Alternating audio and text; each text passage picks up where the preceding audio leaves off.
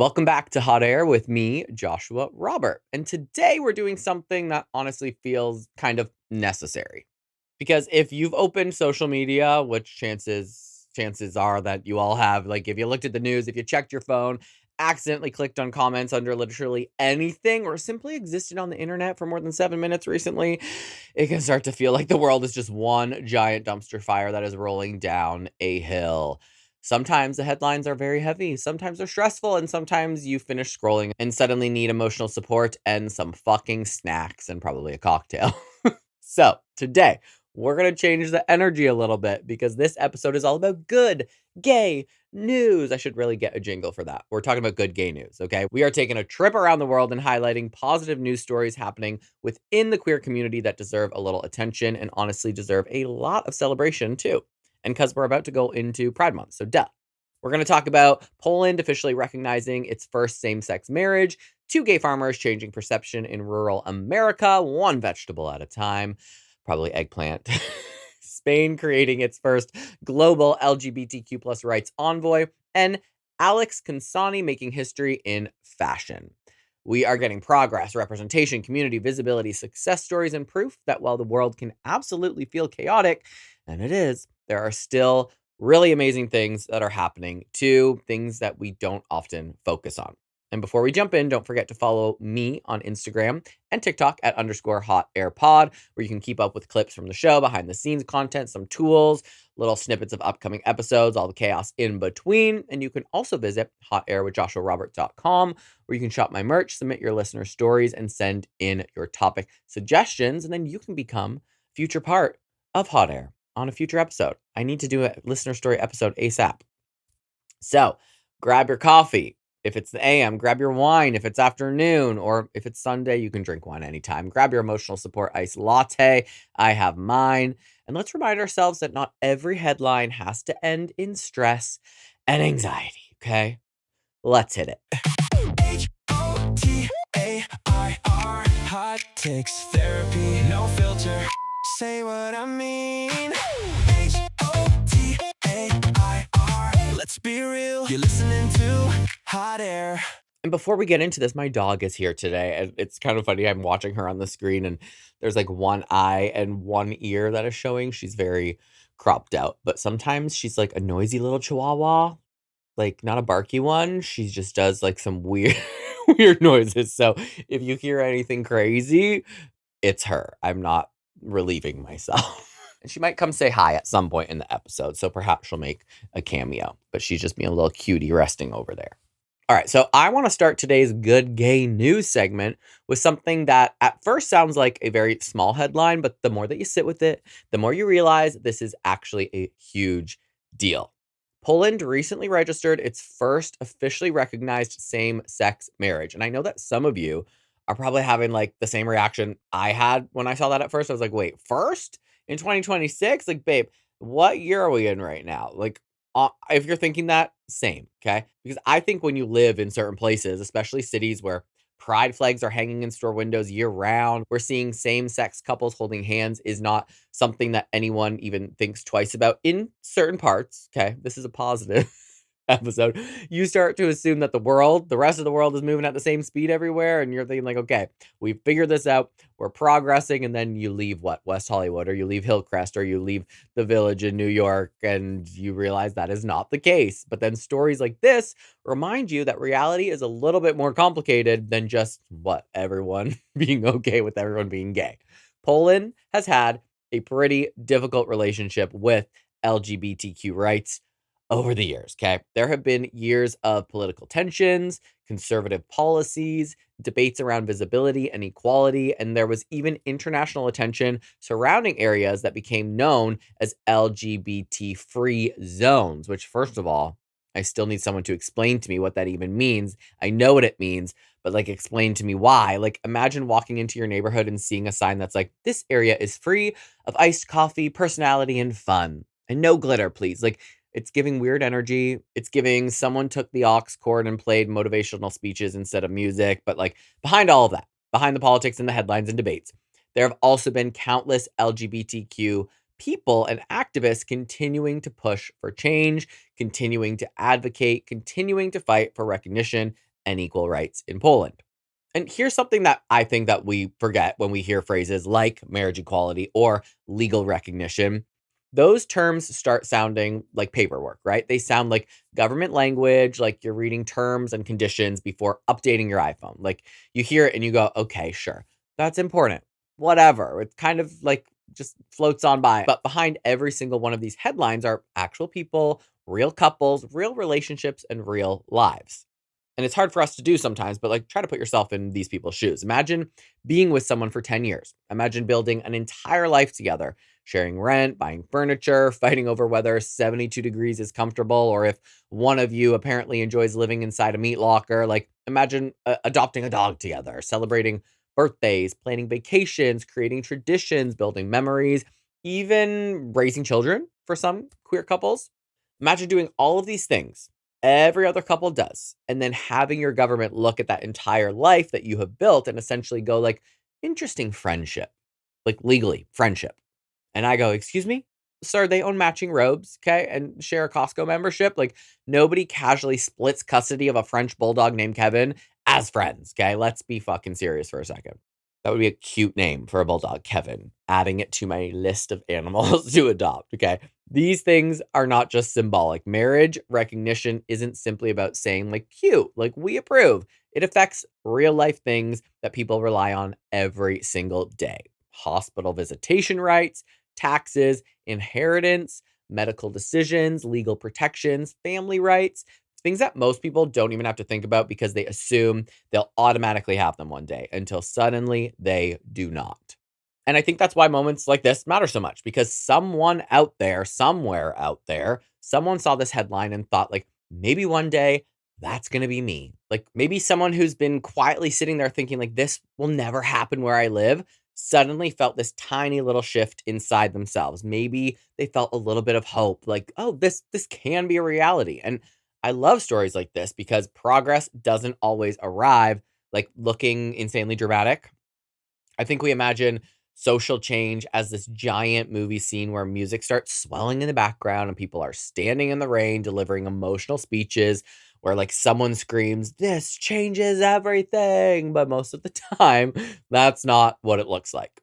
Sometimes progress happens quietly. Sometimes it's paperwork that's just sitting on a desk that needs a signature. Sometimes it's people standing in a government office looking at each other realizing like, "Oh my god, this is actually happening. We're doing this." And there's two ways to look at this here, right? I think those quiet moments can be the most powerful ones because somewhere there are people who genuinely thought they might never see that day come, right? And I do think that younger people sometimes forget how recent so much of LGBTQ progress really is. We talk about certain milestones like they happened centuries ago, like we're discussing like an ancient civilization. Like people are like, back in the olden days, blah, blah, blah. Like, babe, same sex marriage became legal across the United States in 2015. Okay. Like, not that long ago. We were talking blurry brunch photos with Instagram filters and listening to songs that now somehow count as throwbacks. Like, this wasn't ancient history. This was 11 years ago. And on the other side of that, while things sometimes happen quietly, like this news story about Poland recognizing the first same-sex couple, it makes me wonder, why is it so quiet? We should be screaming this from the rooftops. This is another big push for the queer community. And maybe it's intentional that it's a little quiet because it might embolden others around the world, which is a little bit shady. But because we're keeping this episode positive, I'm really trying to avoid going down that thought process. But yeah, I think you know where I'm going with that, right? You all know me well enough by now. But I'm not being a negative Nancy today, okay? Sometimes these things quietly happen. Maybe there wasn't a lot of pushback in Poland. Maybe it just took a hot second. I don't know. But hopefully this inspires somebody somewhere and gives them that little bit of hope that this too will happen in their country. So let's scream it. Let's shout it from the rooftops. Let's share it on the gram and send this to whoever you need to make sure more people know that this amazing milestone is happening. And like I said, globally, many countries are still having these conversations and figuring out these rights for the queer community. Progress, we know it doesn't move in a straight line. Like, I wish it was just That no pun intended, but I wish it did move in a straight line. Like from point A to point B, we're good. I wish progress was like placing an Amazon order where you could just click a button, track it in real time, and it winds up on your doorstep the same day. But it is not. Sometimes it moves forward, sometimes it moves backwards, sometimes it moves sideways and trips all over its own feet. It's a lot. But stories like this are important because they remind us that progress still moves. It's still moving. Even when it feels slow, even when it feels frustrating, even when it feels like the world is constantly throwing chaos at us, because bad news spreads fast, fear spreads fast, anger spreads fast. Open social media for like 6 seconds, and suddenly you are convinced society is collapsing and everyone is fighting and everything is on fire. And there is actually a lot of stuff that's on fire this week, and it does feel like society is collapsing. But this story shows up and reminds me, reminds us that somewhere there are people celebrating today, right? Somewhere there are couples that are hugging, that are crying and calling their parents and opening champagne. And I'm going to get emotional. I haven't got emotional on the pod in a really long time. Somewhere there are people saying, like, we fucking did it. And I fucking love that. I love being reminded that love keeps winning these small battles that aren't so small, they're huge battles, but battles, because sometimes that's all progress really is, right? Is these small but medium but large victories stacked on top of each other until one day you look back and you realize you climbed an entire mountain without even noticing. So, to everyone in Poland that is celebrating, to everyone who spent years fighting for change, and to everyone who thought they might never see a moment when this happens, this fucking episode is for you. Also, I would just like to acknowledge Brenda from the government office who was like processing paperwork and accidentally became part of queer history. Like, Brenda girl, welcome to the movement. We appreciate your service. Thanks for signing off and stamping stamping approved for Poland. Now, our next gay story is coming over here to rural, I always have a hard time saying rural America, two gay farmers who are changing minds in rural America. So we're leaving government buildings and marriage paperwork behind, and we are going to rural America, where apparently the gays are now farming, which honestly I feel like that's a television show, right? Like, I would absolutely binge watch that. Somebody needs to call Netflix immediately because I need the real gay farmers of rural America. Say that 5 times. Like, give me tractors and overalls and fresh produce, relationship drama over tomato plants, and one confessional where someone says, like, I just don't think Kevin pulled his weight during cucumber season. Like, come on. Okay. This story is actually really sweet and has been getting a little bit of attention because it centers around a married couple known online as the Gardening Gays, and what started as two people sharing their lives, their gardening journey, and farm content has unexpectedly become something much bigger. And this story is so much deeper, which I will probably, do my little download at the end of relaying the story to you. But if you grew up with stereotypes around what rural America is supposed to look like, and let's be honest, most of us probably have those stereotypes in our mind, this story kind of flips that and some of those ideas upside down because we tend to picture these very specific images, right? Huge farmland, tractors, small towns, conservative communities, pickup trucks, and probably somebody named Randy who's missing some teeth, who grills every weekend and somehow owns 17 baseball caps and hasn't showered in a while. Like, sorry, Randy, if you're out there. And if we're being really honest, I think a lot of queer people have grown up with this idea that if you're queer, your happy ending eventually means moving to a giant city somewhere, right? Like, not to rural America. Like, the storyline has always been leave your hometown, move to LA, move to New York, move to San Fran, find your people, build your life there. And for a lot of people, that journey is absolutely true, myself included. But this story feels a little bit different. The gardening gays built their lives and their business in rural Virginia. And instead of trying to fit into expectations of what people thought their lives should look like, they simply started living their lives authentically. They began sharing content around gardening, farm life, and the day to day reality of what they were building together. Seems pretty simple, right? Straightforward. But this is where things get interesting because this wasn't some like giant campaign where they showed up saying, like, we are here to change minds. Like, they weren't standing in a field giving inspirational speeches with dramatic orchestral music playing behind them, right? They were simply, literally growing food. They were sharing life updates, They were posting about farming, and over time, something started happening. People connected with them. Neighbors connected with them, communities connected with them, followers connected with them. Because apparently, when you strip away assumptions and labels and politics and arguments and internet comment sections, which honestly feel like they should be studied by psychologists at this point, people start seeing actual, real fucking human beings. And what I love about this and about their story was hearing about the support they began receiving within their local community, close to home. Their farm continued growing, opportunities started opening up, and they became visible examples of something that people don't often get to see. And people don't get to see it because, like, representation is weird like that, right? We think gays are doing one thing and should only do one thing. Meanwhile, we've got some gay farmers out here. Like, sometimes we think representation only means celebrities or politicians or giant magazine covers and like red carpets. Like, we think it has to be like a massive thing in order to represent us. But sometimes that representation just looks like two guys standing in a field talking about tomatoes and doing whatever it is they want to do. Like, which I just think that's all kind of iconic. I love it.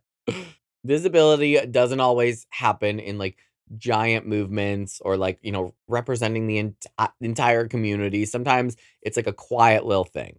Someone might drive past the farm and like see this couple working together. Someone follows an account online because they like gardening tips and then they realize like, "Oh, they're married. These are some gays." And then suddenly a person that they've never met before doesn't seem so unfamiliar, and a way of life that they've never experienced before doesn't seem so unfamiliar. And I also think it's kind of funny because I imagine somebody like originally following them thinking like, "I'm here exclusively for zucchini content." Okay. And then 6 months later, they're emotionally invested in these people's lives and they care about them. They're like into it. And maybe they didn't realize they were gay. And then they learn, oh, they're gay. They're just like everybody else. Like, these are regular fucking human beings. Like, imagine opening Instagram and being like, I came for the cucumbers and somehow now I would die for these men. I think it's a pretty dope way for us to communicate to people that don't have other gay people or queer people, trans people, bi people in their near vicinity, right?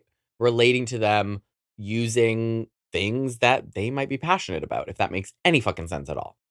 And another thing that I really love about this is that they weren't trying to become symbols or spokespeople like for the community. They were just building a life together and like sharing it, recording it, taking pictures, right? And there's something very refreshing about that because sometimes LGBTQ stories in the media they're just very heavy because of the way the world is currently. Sometimes they're centered around struggle or conflict or hardship, and like, well, those stories are so important. You know how I feel about them. I'm talking about them all the time. I think there's also something really beautiful about stories where people are just existing, they are thriving, they are doing their life, and they just happen to be a part of the community. Like, that's it. There's no giant battle scene. There's nobody picketing at their farm, as far as I'm aware. There's no dramatic movie ending here. No one standing in the rain screaming those emotional monologues, right? It's just normal, every day, two gays on a farm, just two people creating a life that they love.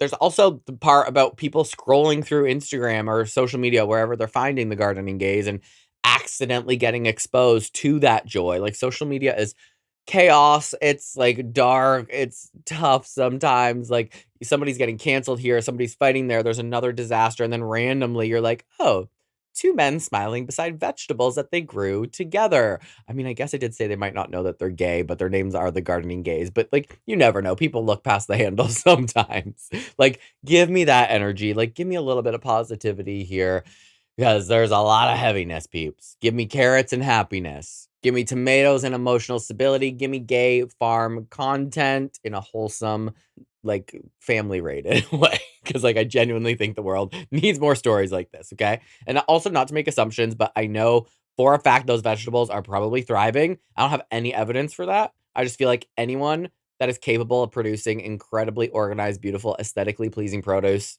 it's two gays on a farm. And one of the hard parts about this, we're staying positive, but I feel like this this is the way my brain works. I go, maybe these people are just accepted because it's a little bit more status quo. It's a little bit more heterosexual to be a farmer, right? Or we look at it that way. But I always say being gay is not being masculine or feminine, that wide, broad spectrum. Like there are gays that play hockey. There are gays that are lumberjacks. There are gays that are jocks. There are gays that are artistic podcasters like me. There are gays that are drag queens. There are gays that are doctors. There are gays that are makeup artists. Like there is such a wide spectrum. And I think when the world and the country begins to open up its eyes and realize that, straight men can also do anything as well. Like we try to keep these straight men so fucking masculine. That's why they're so repressed and insane sometimes. And currently running the government. Don't get me going there. Happy gay news, good gay news today. But it might pinch a nerve or touch a nerve or hit a nerve for some people listening because you're like, well, no shit, people are accepting them in rural America because they're fucking farmers. They're not opening like a drag bar in rural America. And you may be right, but this is a wonderful example of two people from the queer community doing what they love. They should not feel alienated by us either, being like they're not gay enough or whatever. It's just a really good example of let people do what they want to do. Let people explore their own hobbies. It doesn't matter if you think those hobbies are masculine or feminine. Everyone could be gay and everyone could be straight. It doesn't matter how you walk, how you talk, how you dress. What you like is what you like, honey. That's what I'm trying to say. Okay, and we're going to move on to our next story, and we're going to go back over the pond. We're going to go to Spain because they recently made an announcement that caught a lot of attention internationally. Spain officially created its first global LGBTQ rights envoy position. And if you're sitting there thinking like, okay, wait, what exactly is an LGBTQ plus envoy? Well, don't worry, because I had the exact same thought and question for approximately 5 seconds before I immediately imagined someone in a fabulous suit carrying a briefcase filled with rainbow diplomacies and glitter and just like bebopping around the world on a PJ. But reality is actually quite interesting. That's not what an envoy is, okay? The new position is essentially focused on representing and advocating for LGBTQ plus rights internationally as part of Spain's foreign policy efforts. Instead of only focusing on issues within its own borders, Spain is creating a role designed to engage with global conversations around equality, human rights, discrimination, and protections for LGBTQ plus communities around the world. Can you imagine if our government did that? Why don't we have that? We need that. I'm gonna do it. It's me, okay? I'm gonna call Trump right now. I'm sure he would love that. So, to understand why this is getting attention, you have to understand Spain's own journey over the last couple of decades, because Spain has become one of the most progressive countries globally when it comes to LGBTQ plus rights, but that was not always the case. Spain legalized same sex marriage back in 2005, becoming one of the first countries in the world to do so. And again, that's not that long ago. At the time, it was considered a major shift and a major political movement because globally, there were still many countries debating whether marriage equality should even exist. And by many, I mean a lot of them. Since then, Spain has continued passing legislation and policies expanding rights and protections, including measures involving gender identity and anti discrimination efforts. So go Spain. I'm here for you.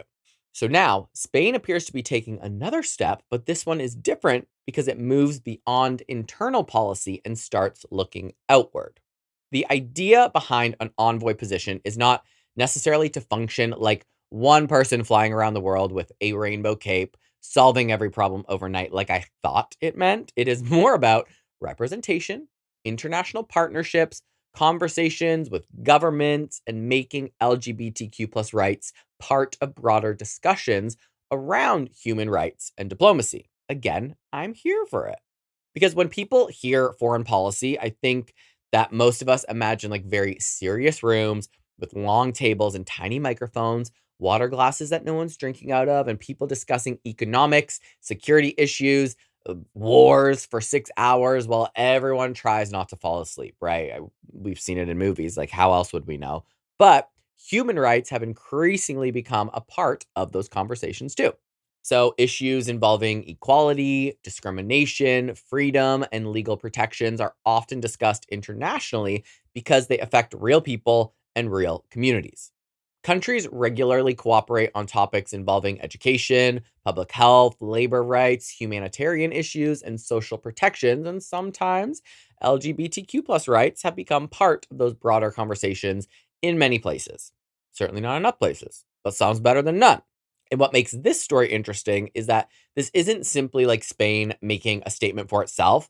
The creation of the role suggests a willingness to publicly position LGBTQ plus equality as something worth actively discussing internationally. Can you imagine if every country did this and then we had the world like association of LGBTQ plus envoys from every country? Like domination, okay? And globally, experiences for LGBTQ plus individuals, they vary dramatically depending on where somebody lives, right? In some countries, marriage equality exists. In others, there are legal protections in employment and housing. Some do not. In some places, there are growing levels of social acceptance and visibility. And some places, you can be put to death for being gay. So, sounds terrible.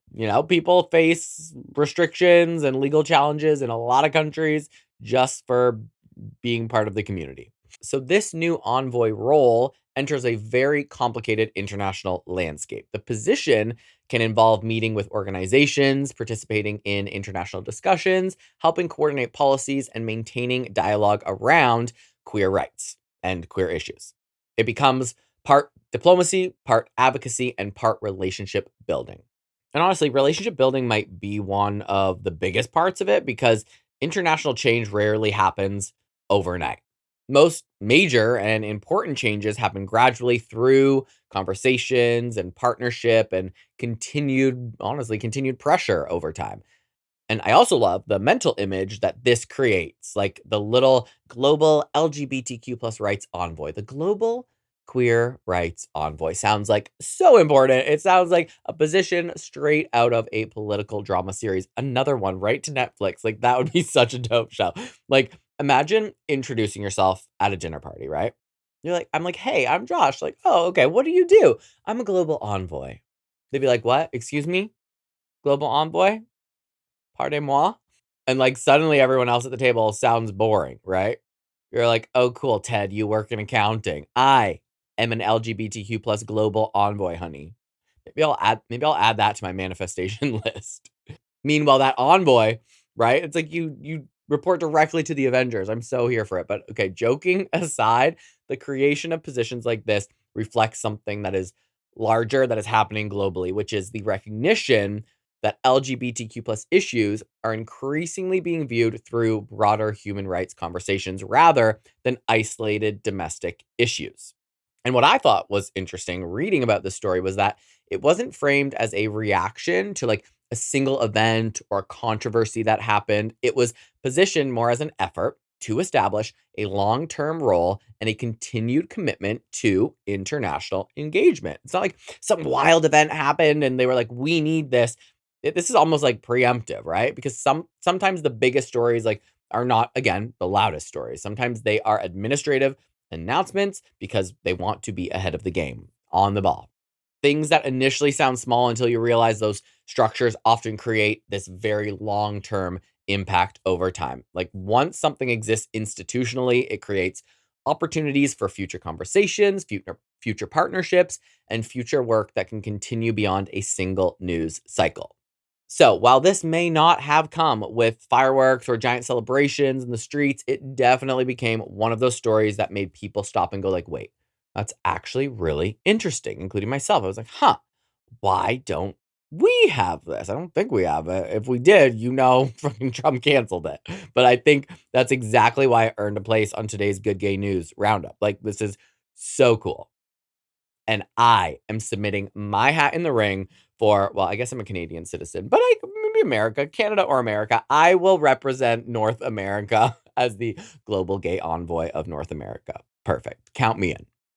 All right, now for our final story. We are entering the world of fashion, runways, cameras, couture, and people wearing outfits that somehow cost more than a car while simultaneously looking like they were inspired by a curtain and three safety pins. Weird things happen in fashion. We're talking about supermodel Alex Consani and you know, I love to say my A is funny, so I might be saying her name wrong, who recently made history by becoming the first openly trans woman selected to serve on a major host committee for the Met Gala. And I know there's a lot of controversy about the Met Gala. Like, it costs a lot to be there, you know, depending on where you fall in the scheme of politics. Like, a lot of people were giving it a little boycott. A lot of people were like, $100,000 for a ticket. Imagine what that money could do when, you know, we're fighting wars and we have all this crazy stuff happening. But again, this is good gay news, okay? So we're looking at the bright side. So now, for anyone who doesn't spend time obsessing over celebrity culture, fashion culture, or looking at Met Gala photos and pretending that you understand what is happening, let me quickly explain why this matters, because the Met Gala isn't just some celebrity party where people put on expensive clothes and walk around taking pictures, okay? On its face, it is. I mean, technically, that is what it is. It is that too. But it is also the biggest fashion event in the world. The event raises money for the Costume Institute at the Metropolitan Museum of Art, and every year attracts major designers, celebrities, musicians, actors, athletes, and influential figures from across entertainment and culture. Beyond the outfits and the headlines, the guest list itself has always been a huge conversation because invitations often reflect who is considered culturally influential in that moment. And I'm pretty sure tickets cost $100,000. Like, who gets invited matters. Who gets photographed matters. Who gets placed at the table matters. And increasingly, who helps shape and host the event matters too.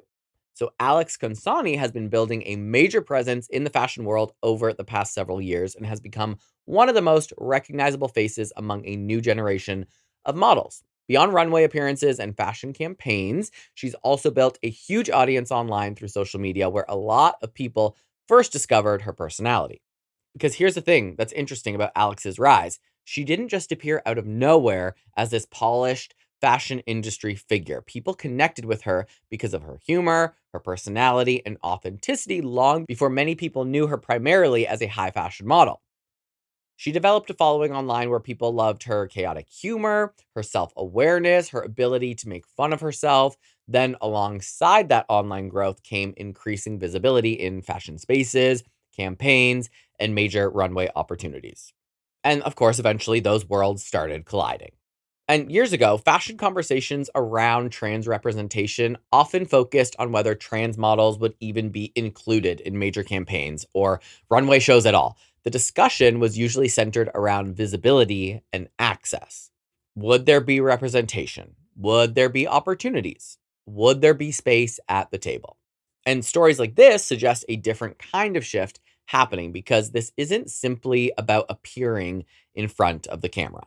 This is about participating in leadership spaces and becoming part of the people helping shape major cultural moments. And there is a difference between being invited into a room and then helping host the room. Like, that matters. When you're the architect, as opposed to just an attendee, makes a difference. Like, fashion has always had a long connection with the queer community. Queer people have influenced fashion trends, styling, design, beauty, culture, photography, performance, and art of all kinds for like decades, forever. Many creative spaces have been shaped heavily by queer voices and talent, but historically, that influence didn't always translate into equal visibility or opportunities, especially for the trans community. Sometimes communities create culture while receiving little recognition for creating it. Sometimes they influence spaces without fully participating in positions of power within those spaces, and sometimes they're not acknowledged for it at all. So stories like Alex's become interesting because they represent changing dynamics.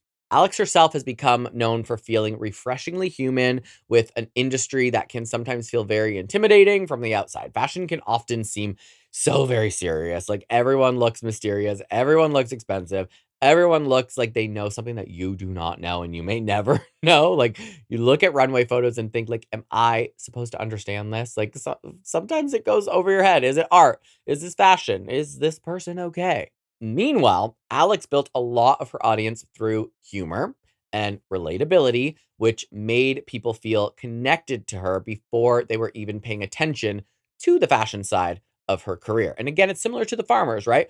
We got into them. People became intrigued or interested because of their personality before it was like they're gay or they are trans. Like, I think that's actually part of what makes this story resonate with people because audiences increasingly seem drawn towards personalities, no duh, who feel authentic rather than untouchable and unrelatable. Like, people want talent, obviously, but people also want personality and to feel like they too can sit there and laugh with you, whether it was online or in person. Like, they want humor. They want someone who feels like a real person. And as her career continued growing, major opportunities continued arriving alongside it. Runway appearances, fashion campaigns, industry recognition, and now this historic role connected to one of fashion's biggest events. I also just love imagining some younger kids somewhere seeing headlines like this and realizing that possibilities continue expanding in spaces where they may not have imagined themselves before. Like, seeing a trans person in fashion this big is pretty huge. Like, representation often works behind the scenes in those quiet ways. I always say this is the reason I started the podcast, because maybe there's some 13-year-old kid out there that was like me that is like listening and like, oh, there's hope, right? Like, sometimes nobody announces it again with those giant flashing lights. Sometimes somebody sees something that is very simple. It's a headline and they just think like, wow, I didn't know that could happen, but now I know and it can happen to me, right? And then suddenly a possibility exists that maybe there wasn't one there before. And I do want to acknowledge one thing. Fashion people have to stop acting like everyone knows what is happening at the Met Gala every year, because every year I open social media and suddenly someone is like wearing a giant crystal bird cage. I feel like the Met Gala keeps coming out of nowhere. Like, yeah, I used to know that it was coming and then all of a sudden it's here. Like, and people are dressed like wild. I love it, but it's like wild. And the comments are saying things like, this is brilliant commentary on modern isolation. Like, I need a press release of the theme beforehand so I can mentally prepare. Meanwhile, like, I'm thinking like, okay, but like, you clearly can't sit down or eat in that bird cage, right? These are the questions that I need answered personally. Okay, but joking aside, Alex Consani has made history by becoming one of these big headline stories that represent something larger happening across entertainment and media. Visibility, I hope, is evolving into participation, and participation is evolving into leadership, and leadership creates new opportunities for the people that are coming after. And honestly, that is some pretty damn good gay news, if you ask me. So, what did we learn today? Well, we learned that progress is happening in big ways and small ways all around the world. We saw Poland take an important step in recognizing same sex marriage. We met two gay farmers, proving that authenticity and community can grow in places people may not expect. We saw Spain expand its commitment to LGBTQ plus advocacy into a global stage. And we watched Alex Consani continue breaking barriers in fashion and showing that representation isn't just about being invited into the room anymore. It is about helping shape the room. I think one of the biggest takeaways from today's episode is that good news doesn't always scream for attention. Sometimes progress is quiet. Sometimes it's paperwork getting signed, community showing support, people building lives together, or someone making history in spaces where they haven't always been seen before. Those little moments matter, even if they're not front page news. Those little moments matter because they remind us that while bad news moves fast, positive change is still happening too. So if you enjoyed this episode, make sure you're following Hot Air on Instagram and TikTok at _HotAirPod. Head over to hotairwithjoshuarobert.com where you can shop my merch, submit your listener stories, and topic suggestions for future episodes. So thank you again for hanging out with me, taking a little break from the chaos to celebrate some good news. I'm definitely going to keep doing these. Like, it's heartwarming, isn't it? To understand that there's still great things happening in the world. And actually, it was quite refreshing for me as well. So shout out to the person who suggested that I do this, because it's been a while since I've done one. And we're going into Pride season. I think this is the last episode before June, Pride Month, which is also Nuclear Family Month in whatever state that is, but we're keeping it Pride Month here on the pod. So we're going to be bringing it back to all the Pride festivities, important guests that I have lined up that, I mean, I'm trying to lock them down. I keep saying I have guests. It's really hard to lock people down sometimes, but some influential people in the queer community. We just got to solidify a few more details. So send me your positive energy. that we can lock this in. I always say keep your fingers and toes and balls crossed. So keep your fingers, toes, and balls crossed for me that we're going to get these guests on to chit chat and also represent the community. And of course, we'll probably get into some more pride history, queer history, things that I think are important to recognize in the month of June. And with that, let's get our rainbow flags. Get your short shorts, get your mesh tank tops. Don't know why I'm talking like that, but I will see you next Tuesday. HOTAIR, hot takes therapy, no filter. Say what I mean. HOTAIR, let's be real. You're listening to Hot Air.